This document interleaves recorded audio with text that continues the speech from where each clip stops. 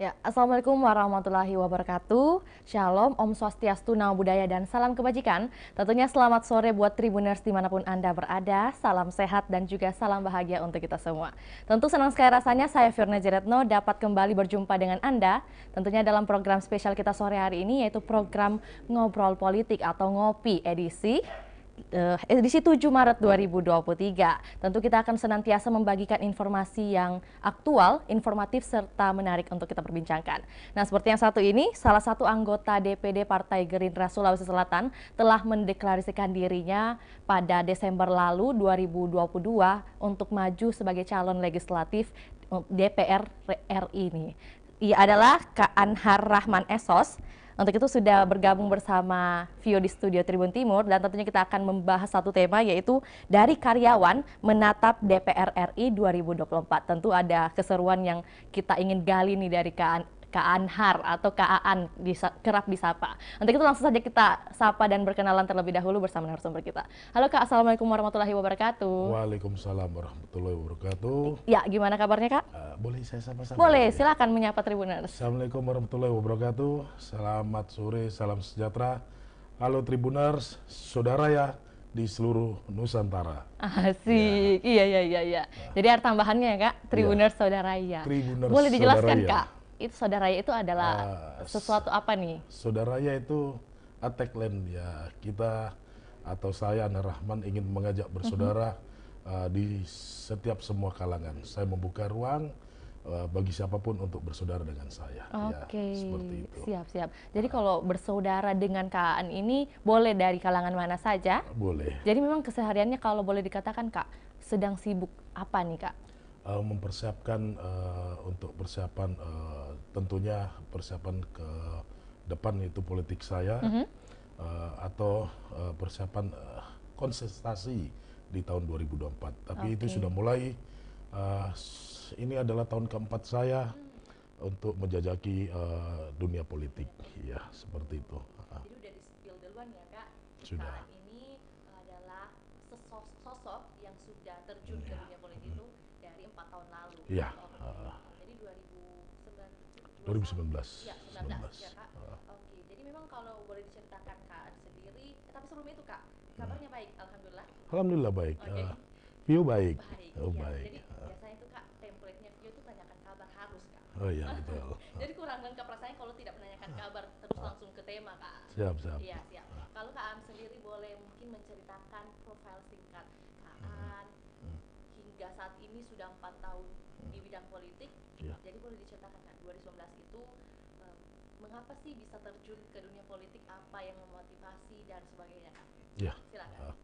Jadi kita bicara 4 tahun yang lalu 2019, tidak ada niatan saya untuk maju ke politik, tapi ada dorongan atau dari guru saya, kakak didik saya, untuk mendorong saya maju ke dunia politik, di mana saya bercita-cita dalam hidup saya, kalau bisa sebelum umur 40 saya harus pensiun.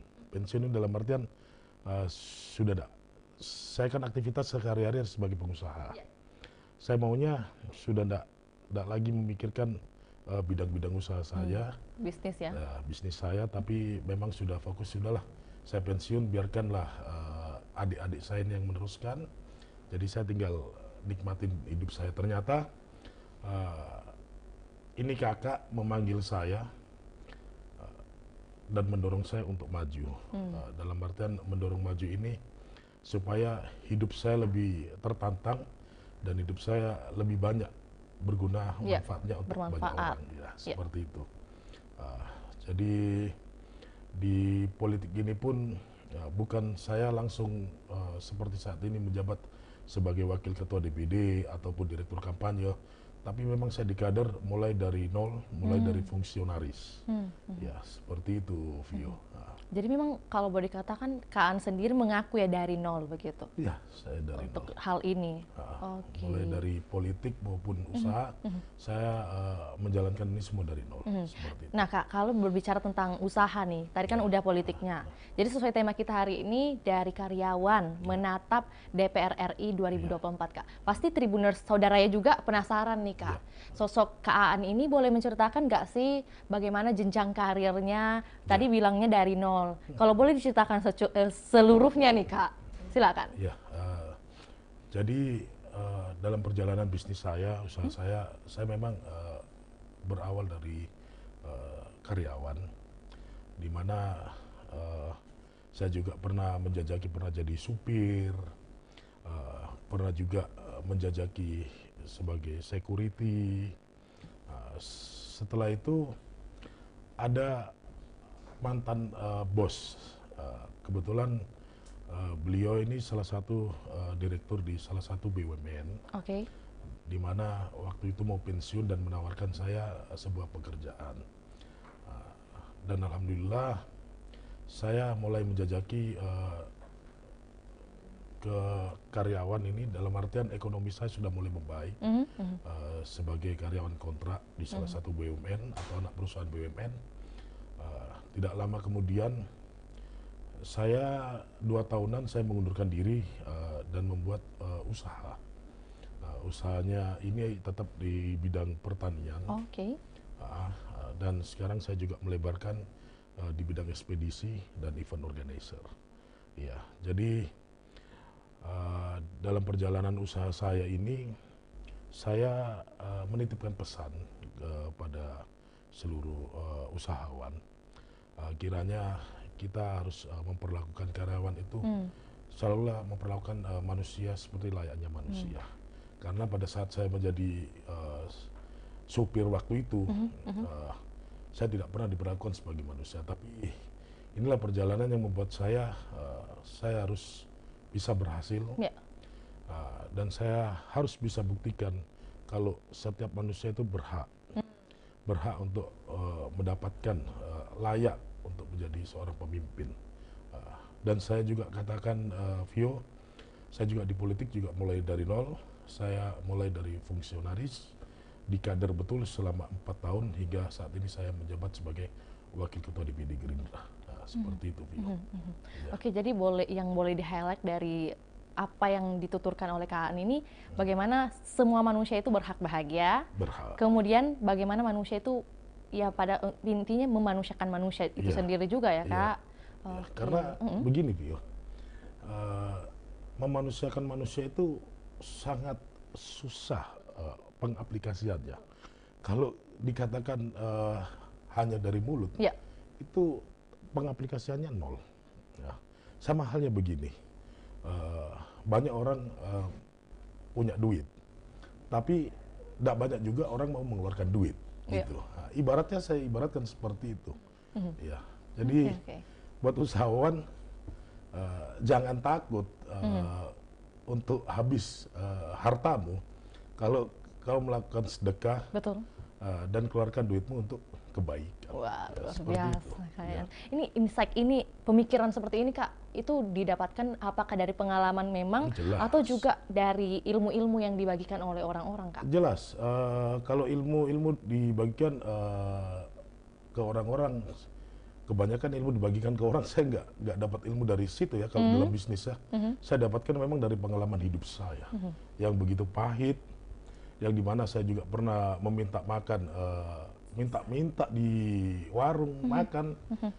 Itulah yang membuat saya akhirnya saya mempunyai ilmu karena dorongan dari alam sendiri, dapat dari alam.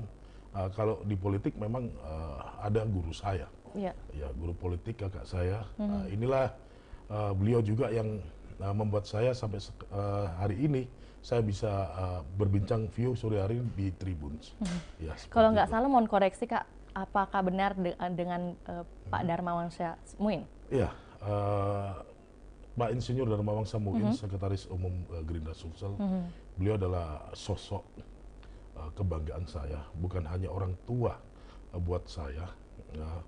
Beliau inilah yang mendidik saya hingga saya bisa saat ini seperti ini. Saya bisa berjumpa dengan Vio, dan tentunya saya mempunyai cita-cita. Saya harus kalahkan guru saya.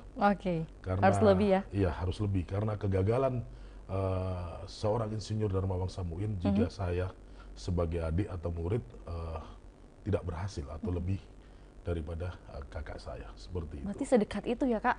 Alhamdulillah, beliau tidak pernah membuat sekat dalam hidup saya. Beliau selalu memecut saya, memacu saya. Kau harus bisa berhasil lebih dari saya, seperti itu. Oke Kak, sebelum kelupaan nih, Vio mau tanyakan, kalau dari bentuk memanusiakan manusia versi Kak Aan sendiri ini seperti apa? Oh, banyak lah. Kalau kita ini kan dari memanusiakan ini dari tindakan kita, dari cara bicara kita. Intinya tidak menyakiti. Tidak menyakiti hati daripada lawan kita orang sendiri. Lain gitu ya. Iya, gitu. Karena namanya memanusiakan manusia ini kita harus jaga perasaan, gitu. Karena belum tentu orang itu mau menerima perasaan itu disakiti. Betul. Iya. Jadi saya itu sudah pernah alami apa yang pernah saya alami mungkin 14 tahunan yang lalu. Betul-betul pahit dan sangat melukai hati. Makanya saat ini saya selalu jaga perasaan ke anggota-anggota saya supaya hatinya tidak terluka. 14 tahun lalu ya, Kak? Iya. Ternyata ada cerita yang menggores hati. Iya, gitu. iya.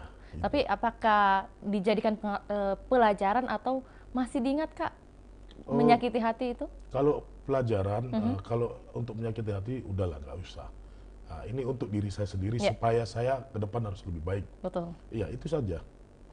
Namanya manusia ini kan nggak ada yang sempurna. Saya anggap itu yang lalu mungkin pimpinan saya belum sempurna. Mungkin belum juga merasakan hal yang pernah saya rasakan. Betul. Jadi itu enggak saya anggap seperti apa ya? Ya buat diri saya sendiri. Kalau seperti ini salah. Gitu. Jadi kita sambil mempelajari karakter seseorang begitu ya, Kak? Iya. Oke. Kak, pastinya menjadi pertanyaan juga, tadi kan disebutkan oleh Kak Aan sendiri bahwa selaku wakil dari Partai Gerindra Sulawesi Selatan ya, Kak? Lantas Kak, pasti menjadi pertanyaan bagi Tribuners nih. Kenapa mesti Partai Gerindra, Kak? Apa yang menjadi alasan Kak Aan sendiri? Satu, karena Insinyur Dharma Wangsa Muin. Kedua, jelas sosok Prabowo ini tidak bisa kita pungkiri. Saya anggap beliau saat ini salah satu tokoh politik yang membakar semangat saya. Ya. Dan tentunya ketua saya Adi Iwan Ars ini juga sebagai panutan saya, contoh untuk saya juga maju ke DPR RI atau menatap ke Senayan ini. Ya, seperti itu. Jadi boleh dikata kalau Kak Aan sendiri memilih Partai Gerindra ini karena lingkungan, dari kedekatan, kemudian juga melihat sosok inspirasi, gitu ya, Kak? Oke. Lantas sosok inspirasi lainnya, Kak, mungkin ada tokoh yang maksudnya menjadi inspirator begitu bagi Kak Aan sendiri, selain kedua sosok tadi yang mendampingi dan juga Pak calon presiden kita, ada siapa lagi nih, Kak? Tokoh saya itu jelas orang tua saya itu nomor satu. Yang kedua tidak ada lain, hanya Insinyur Dharma Wangsa Muin. Ya, seperti itu. Ya. Jadi memang banyak belajar ya, Kak, dari Pak Insinyur Dharma Wangsa. Oke. Nah, Kak, tentu kalau sejauh ini perjalanan Kak Aan sendiri bisa dibilang 4 tahun terjun ke bidang politik. Lantas pasti ada tantangan, Kak, nih ya. Kalau boleh diceritakan sedikit tantangan yang dihadapi, dirasakan oleh Kak Aan sendiri, seperti apa nih, Kak? Tantangan saya takut kalau saya gagal. Takut kalau saya tidak bisa lebih dari Dharma Wangsa Muin. Lainnya tidak ada. Justru saya ini harus memecut diri saya sendiri. Saya harus bisa berhasil lebih dari Dharma Wangsa Muin. Karena saya lihat Dharma Wangsa Muin ini seorang politikus yang mempunyai, saya anggap unik. Beliau ini mempunyai kitab. Kitab ini catatan-catatan janji mulai tahun 2004 hingga saat ini ada catatan-catatan itu. Kalau misal dia datang reses saya butuh ini masyarakat butuh bantuan apa. Ini ada semua. Inilah membuat saya unik. Saya lihat katakan beliau, seorang politikus mencatat catatan, ada kitab, itu kitab buku, dia catat mulai tahun 2004 hingga saat ini. Itu kan luar biasa. Nah, boleh saya katakan jarang betul. Seorang tokoh politik dimanapun saya temui, hanya Insinyur Darmawan Semu ini nih yang aneh. Membawa kitab gitu ya? Buku, jadi buku catatan, saya anggap kitab. Kitab, iya. Dia bawa, dia tulis, mulai 2004, beliau duduk menjadi anggota DPR Kabupaten Goa. Itu semua catatan-catatan itu, dia bawa hingga saat ini. Keren itu. Nah, inilah membuat saya harus bisa seperti ini. Makanya Insinyur Darmawan Semu mengajarkan kau kalau duduk, kau juga harus catat semua apa yang sudah kau keluarkan di mulutmu, kau harus tunaikan. Betul. Ya, seperti itu. Iya, karena jangan sampai hanya jadi janji-janji begitu ya, Kak. Oke, Kak, lantas sejauh mana persiapan Anda untuk duduk di DPR RI? Apalagi kalau boleh dikatakan Dapil 1 ini kan boleh dikata biasanya orang bilang adalah apa ya, Kak? Istilahnya Dapil neraka katanya, Kak. Yang beranggapan neraka kayaknya yang tidak anu ya, Kak, tidak optimis. Kalau beranggapan neraka ya berarti dia mau masuk neraka aja gitu. Kalau saya beranggapan ini surga buat saya. Iya, jadi tidak usah terlalu kita ini berharap terlalu banyak, tapi tetap fokus, tetap optimis. Kesiapan saya ini VOD ibarat pemilu besok, saya sudah siap. Gitu. Jadi apapun keputusannya menang kalah, itu saya serahkan semua sama yang di atas. Jelasnya saya sudah siap untuk konsisten politik ini, tentunya bukan untuk dilayani, karena pejabat ini harus melayani. Bukan untuk mencari mata pencarian, tapi ini memang untuk murni sebuah pengabdian. Ya, jadi seperti itu. Ada saya temui kadang baru kok. Iya, betul, Kak. Saya sudah finish. Ya, memang sudah finish, berarti finish sudah selesai. Ibarat lari estafet, tongkat estafetnya saya pegang, gantian sekarang saya finish. Betul. Jadi saya bukan dalam artian untuk mencari kompetitor, mencari lawan, tapi saya harus berusaha bagaimana Gerindra Dapil 1 ini harus mendapatkan 2 kursi, seperti itu. Ya. Dan tentunya kita juga mendoakan, Kak, agar kesuksesan ini bisa terrealisasi, Kak. Amin. Amin. Tapi, Kak, tadi kan ini ada yang disampaikan oleh Kak Aan sendiri adalah respon dari mungkin pendahulu atau pemimpin terlebih dahulu begitu. Kalau respon dari masyarakat mungkin yang ditemui apakah baik atau mungkin ada nih cerita yang menganggap remeh atau sebagainya, Kak? Salam buat orang-orang yang di luar sana yang selalu menganggap remeh.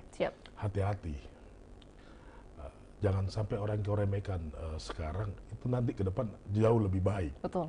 Hati-hati, itulah yang kadang dilupakan atau sisi manusia. Saya wajar manusia berpikiran, masih baru, ini itu bahaya itu. Itu bisa menjadi senjata makan bumerang gitu ya, betul. Itu bahaya. Jangan lupa saat ini Ketua DPD Gerindra Sulawesi Selatan sama seperti saya yang duduk sekarang, dulu diremehkan. Siapa sih Iwan Aras? Tapi apa yang terjadi? Mohon maaf, beliau menumbangkan incumbent-incumbent yang luar biasa. Tapi apa yang terjadi saat ini? Inilah yang jadi kan akhirnya malu sendiri. Jadi sudahlah, orang-orang yang menganggap remeh itu justru ketakutan. Saya anggap itu sebuah ketakutan agar menutupi kekurangannya. Harusnya kita dukung dan support. Betul. Iya, kita janganlah namanya kita mau berhasil, masa kita halang-halang. Kita berhasil bersama-sama lah. Kalau perlu kita dua-dua duduk bisa, atau semuanya duduk bisa, alhamdulillah. Jadi janganlah meremeh-meremehkan orang, karena ini saya anggap menutupi saja kekurangannya. Itu jadi. Iya. Oke, berarti boleh dikata apakah Kak Aan sendiri sudah mendapat hal seperti itu juga? Ada dapat hal-hal yang meremehkan? Saya tidak pernah saya pikir mau meremehkan saya, silakan. Ya mohon maaf, Apa bedanya dulu Pak Jokowi yang diremehkan hingga saat ini menjadi presiden? Itu kan tidak disangka. Jangan sampai sekarang putra Sulawesi Selatan, Andra Rahman hari ini saya begini, suatu hari bisa menjadi presiden. Betul. Karena tidak tahu bagaimana ini ke depan kita. Yang maha tahu kan Allah. Betul. Siapa kan tidak tahu ya rezeki. Kan tidak ada yang tahu. Saat ini boleh diremehkan, tapi tiba-tiba nanti saya ke depan jadi presiden, kira-kira bagaimana yang meremehkan saya? Amin. Kan begitu. Iya, amin. Jadi memang cara yang tepat itu membayar dengan keberhasilan. Ya, tentunya seperti itu. Satu, ya, jangan takabur nanti. Tetap kita harus seperti padi, semakin berisi, semakin tinggi tetap kita menunduk. Itu saja. Oke, prinsip yang bagus ya. Janganlah. Oke. Karena bahaya itu kesombongan itu. Salah satu kehancuran yang pasti akan tiba itu.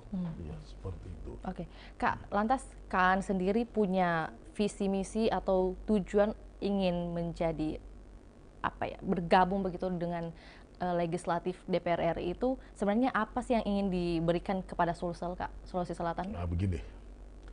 Kalau ditanya visi misi, saya yakin masyarakat itu cuma satu diminta, kesejahteraan. Ya, jadi saya tidak terlalu muluk-muluk berjanji atau bagaimana visi saya, misi saya. Saya yakinkan masyarakat yang diinginkan hanya kesejahteraan, itu saja. Betul. Ya, tidak ada lainnya itu. Kalau sejahtera itu, saya yakin semuanya baik-baik saja.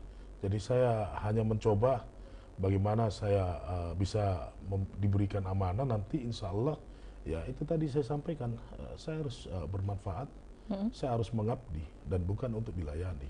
Saya tidak mau seperti, mohon maaf, datang tiba-tiba dipayungi, datang dikasih karpet merah, tidak. Kita ini pejabat, ya kita ini pembantu. Pembantunya siapa? Pembantunya masyarakat. Betul. Bukan kita ini pejabat, terus kita jadi tuannya.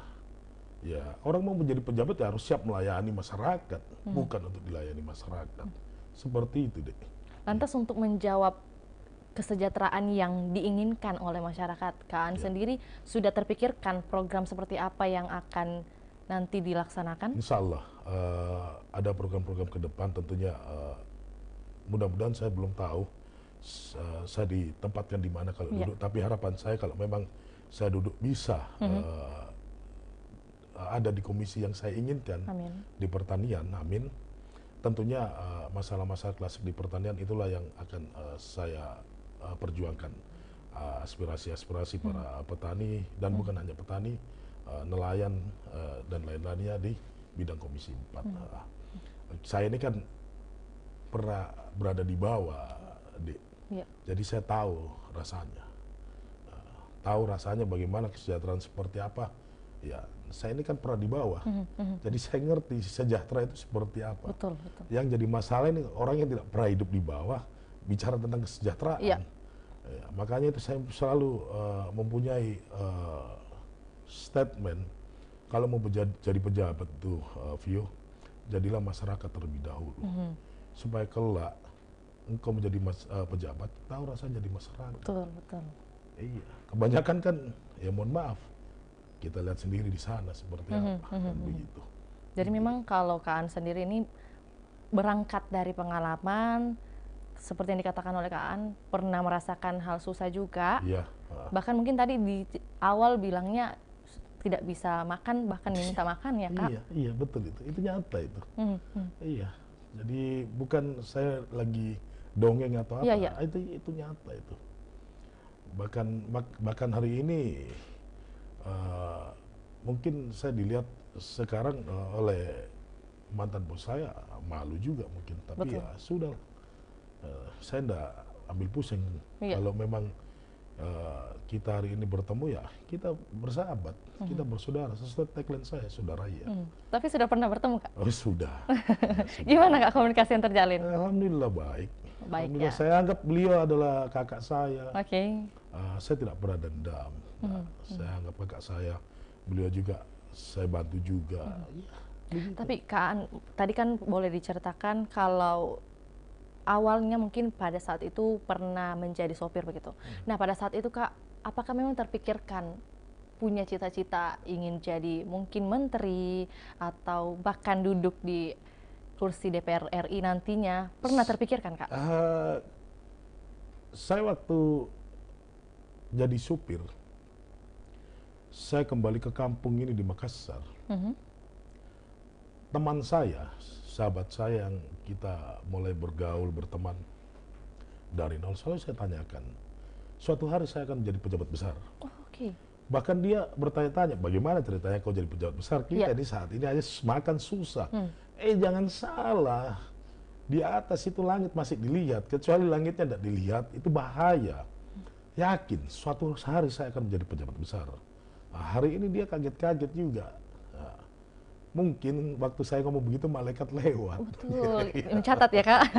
Iya kan, kok bisa Kak ada terpikirkan ambisi seperti ini, Kak, gitu loh. Padahal kan, maaf ya, Kak, maksudnya pada saat itu boleh dikata Kak sendiri menceritakan sedang susah begitu ya. Tapi terpikirkan hal ini kemudian menjadi ambisi dan optimisme itu muncul, itu karena apa nih, Kak? Tentunya maaf ya, saya ini namanya hidup di bawah ini kan pedis. Jadi bolehlah kita berangan-angan, bermimpi. Betul. Itulah saya selalu berangan-angan, saya selalu bermimpi.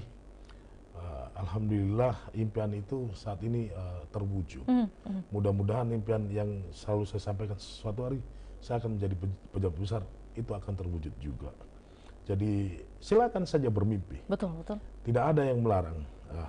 Tentunya impian-impian itu harus diwujudkan. Bangun dari tidurmu, bukan hanya bermimpi. Lakukan hal yang itu bagaimana caranya bisa mencapai titik itu. Tentunya ya percaya. Percaya bagaimana? Percaya yang di atas itu ada. Betul, iya. Kita optimis lah. Karena tadi saya sampaikan kita tidak tahu nasib manusia ke depan, Vio. Ya, karena yang mau tahu kan yang di atas. Seperti Berarti itu. benar ya, Kak, perkataan adalah doa? Iya, betul. Iya. Kata-kata adalah doa. Oke. Nah, Kak, kalau Kak Aan sendiri punya mimpi dan harapan angan-angan waktu itu, pada saat umur berapa, Kak? 22-an. 22-an? Oke. Iya. Jadi begini, Bio. Orang tua saya itu mampu. Cuman waktu meninggal saya yang menghabiskan harta warisan orang tua saya. Itu adalah kesalahan dari saya. Makanya saya tuh mengerti pengalaman-pengalaman yang pernah saya rasakan. Itulah yang membuat saya masak. Ya. Dalam artian saya ini bukan lahir dari rahim yang, mohon maaf, orang yang tidak mampu. Tapi orang mampu. Ibu saya juga PNS. Orang tua saya sebagai pengusaha, bapak saya. Tapi setelah meninggal ini orang tua ya, saya habiskan harta warisan. Di situ saya jatuh. Itulah yang membuat saya, apa yang saya lakukan ini pahit, salah. Makanya itu saya bersyukur saya diberikan pelajaran hidup itu di usia muda. Dan saya juga bersyukur yang saya pahami di sini kalau kita menjadi pengusaha itu hanya ada dua, pengusaha benasib atau pengusaha benasab. Saya dua-duanya dapat, nasab saya dapat dan nasib ini saya dapatkan. Jadi alhamdulillah sisa keberuntungan saya ini bagaimana nih 2024, apakah saya ada rezeki saya duduk menjadi wakil rakyat di Dapil 1 seperti itu. Oke. Iya. Nah, Kak, kalau misalnya berbicara tentang dapil lagi nih, ini agak lompat-lompat ya, Kak. Iya. Tapi kalau berbicara tentang dapil, Kak, sejauh ini daerah dapil 1 yang sudah dikunjungi oleh Kak Aan sendiri sudah semua ya? Semua alhamdulillah. Alhamdulillah sudah semua. Iya. Terus gimana, Kak, komunikasi dengan konstituennya? Asik. Asik? Iya, saya senang. Aspirasinya gimana? Dicatat? Aspirasi saya catat. Kebetulan saya ini kan baru berjuang, tapi saya tidak lari juga aspirasi apa yang diminta masyarakat sesuai kemampuan saya. Kalau memang saya mampu ya saya perjuangkan, tapi kalau memang saya tidak mampu, saya kan punya guru. Iya. Kenapa power wakil ketua DPR provinsi tidak dimainkan? Kalau memang misal ada masyarakat butuh sakit dan tidak ada BPJS, ya saya punya kakak. Itulah yang saya lakukan, dan masyarakat melihatnya saya Meskipun itu power dari kakak saya, jadi betul. seperti itu. Ya. Jadi saya anggap diri saya ini beruntung, saya bersyukur, dan tentunya apa yang dimintai masyarakat sepanjang saya mampu, insya Allah saya akan tunaikan itu. Jadi yang diminta ada apa saja nih Kak? Saat ini sih tidak ada sih yang neko-neko, masih dalam taraf datar-datar saja, seperti sakit, seperti minta tolong anaknya sekolah, kesehatan, pendidikan. Iya, masih datar-datar saja. Minta juga untuk pertanian itu saya anggap hal yang biasa itu. Yang penting ya jangan suruh bayar utang aja gitu. Kacau ya kalau disuruh gitu. Oke Kak, jadi memang Kak Aan sendiri sudah menjangkau semua daerah satu, kemudian sudah mendengarkan bahkan mencatat aspirasi dari masyarakat. Jadi memang masih standar-standar ya Kak. Jangan sampai bayar utang. Itu bahaya itu. Apalagi arisannya mama ini. Itu. Nah Kak, kita beralih lagi nih ke pertanyaan selanjutnya. Ini berbicara tentang politik nih Kak. Walaupun mungkin pendatang baru 4 tahun, tapi pertanyaannya Kak, bagaimana pandangan Anda tentang pro kontra pemilu sistem proporsional terbuka dan tertutup? Saya dalam terlalu dalam, tapi harapan saya biarlah ini terbuka, karena biarkan ini masyarakat yang memilih calonnya, memilih wakilnya ke depan. Ini adalah pilihan saya, dan inilah yang patut saya perjuangkan, seperti itu. Jangan sampai kalau tertutup ini kan masyarakat kan tidak memilih, Vio. Ya, ini kan kebijakan di atas. Tapi kalau masyarakat memilih saja masih seperti ini wakilnya, apalagi dalam keadaan tertutup, gimana ya caranya? Iya. Jadi memang lebih mendukung Kak Aan sendiri mendukung yang terbuka karena lebih transparan gitu ya Kak? Ya, kan katanya demokrasi. Kembalikan demokrasinya dong, gitu aja. Ya nanti kalau kembali lagi itu kemunduran itu, bukan kemajuan itu. Iya, seperti itu. Maunya maju-maju terus Kak? Iya, seperti itu. Tapi ya apapun keputusannya itu, pokoknya ya belum rezeki. Kalau memang ada rezeki, tidak akan lari kemana itu. Betul. Seperti itu ya. Nah, kita berbicara tentang politik lagi nih Kak. Kak Aan sendiri di DPD Gerindra Sulawesi Selatan, boleh dijelaskan Kak tupoksi dari atau tugas, tujuan dan fungsional dari Kak Aan sendiri pada Partai Gerindra Sulsel itu sebagai apa Kak? Intinya saya mendukung pimpinan saya, dan bagaimana caranya juga Gerindra ini tentunya di Sulawesi Selatan akan menjadi pemenang, apalagi persiapan di tahun 2024. Prabowo di Sulawesi Selatan sudah menang di tahun 2019, tapi tidak dilantik. Harapan saya di 2024 Prabowo menang di Sulawesi Selatan dan tentunya dilantik menjadi Presiden Republik Indonesia di tahun 2024. Amin. Dan direktur kampanye kebetulan saya. Iya, dan ditunjuknya. Alhamdulillah. Kampanye ya. Iya, alhamdulillah. Iya, alhamdulillah. Jadi kesiapannya Kak? Kesiapan dan keseriusan di Sulawesi Selatan, bisa saya katakan di Indonesia ini badan pemenangan presiden itu baru ada di Sulawesi Selatan. Kita tidak cerita Jakarta ya, tidak usah cerita pusat. Badan pemenangan presiden Partai Gerindra sudah ada di Sulawesi Selatan, tempatnya di Aji Bau. Insya Allah tanggal 11 itu Pak Prabowo akan meresmikan badan pemenangan ini. Tanggal 11, insya Allah, ya, Sabtu ini. Insya Allah. Mungkin ada rangkaian kegiatan apa saja? Temu kader untuk persiapan pemilu ini, kontestasi ini, gitu. Jadi ini boleh panggilan terbuka juga ya? Apakah berlaku untuk umum? Silakan. Kalau saya lebih senang karena namanya Pak Prabowo ini adalah tokoh. Dan silakan kalau masyarakat ingin menemui presiden tahun 2024. Iya. Asik, ya. Jadi panggilan terbuka nih bagi Tribuners Saudara ya, untuk bisa ikut gabung Kak ya pada tanggal 11 Maret nanti insya Allah. Insya Allah. Ya, di Jalan Haji Bau memang ada yang besar itu ya Kak di ujung ya kan? Iya, betul. Sudah kelihatan Kak. Ya, itu adalah bukti keseriusan. Oke. Ya, itu kami Gerindra Sulawesi Selatan tidak main-main. kami siap dan tentunya harapan kami di Sulawesi Selatan, Gerindra Sulawesi Selatan menjadi pemenang. Oke, bagaimana keyakinan Anda untuk mengulang kemenangan Pak Presiden nantinya, Pak? Keyakinan saya kan, guru-guru saya kan seorang tokoh-tokoh besar. Ada tentunya Kak Iwan Aras, ada Kak Darmawan Samuin. Jadi itulah indikator saya yang membuat saya yakin. Ya, seperti itu deh. Oke, sebelum kita ke closing statement, Kak, tentu Vio mau minta Kak Aan untuk memberikan sepatah dua kata semangat motivasi buat anak-anak muda nih, Kak, yang ingin terjun ke dunia politik, mungkin mengikuti jejak Kak Aan. Silakan. Baik, bagi pemuda, jangan berbangga dikatakan sebagai kaum milenial.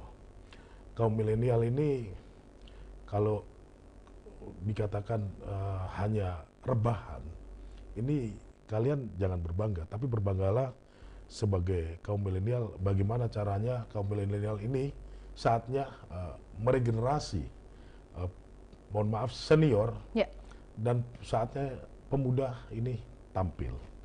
Jadi waktunya milenial ini membangun bangsa ini bersama, dan yang finish sudah makin dulu.